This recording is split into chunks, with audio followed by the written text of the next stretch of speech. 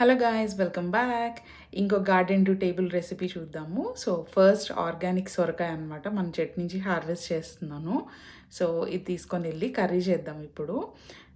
ఇది వచ్చి ఓన్లీ తాలింపు అండ్ డైరెక్ట్ సొరకాయ వేసి పసుపు, ఉప్పు, కారం అండ్ ఒక స్పూన్ నెయ్యి వేస్తున్నాను లాస్ట్లో. అండ్ ఆనియన్స్ కానీ ఇట్లా ఎక్స్ట్రా ఇంగ్రీడియంట్స్ ఏమీ లేదు. కొంచెం కరివేపాకు అండ్ 2 గ్రీన్ చిల్లీస్ అయితే వేసాను. అండ్ ఇది పెరుగు తాలింపుకి పెరుగులో సాల్ట్ వేసి మంచిగా మిక్స్ చేశాను. అండ్ దాంట్లో ఆయిల్లో కొంచెం తాలింపు వేసి కరివేపాకు, గ్రీన్ చిల్లీ అండ్ ఆనియన్స్ వేసి ఆనియన్స్ ఒక 50% కుక్ అయ్యేలాగా చేస్తున్నాను. ఇది వచ్చి మజ్జిగ చారు అంటారు కదా, అట్లాగే నేను పెరుగుతో చేస్తాను. పిల్లలకి చాలా నచ్చుతుంది. ఎప్పుడైనా ఏముండాలో అర్థం కానప్పుడు this is quick and easy recipe, బాగుంటుంది కూడా టేస్ట్. సో ఇది కొంచెం ఇట్లా ఒక 50% ఆనియన్స్ ఫ్రై అయ్యేలాగా ఫ్రై చేస్తున్నాను. అండ్ ఇది ఇంగువ, టోటల్లీ ఆప్షనల్.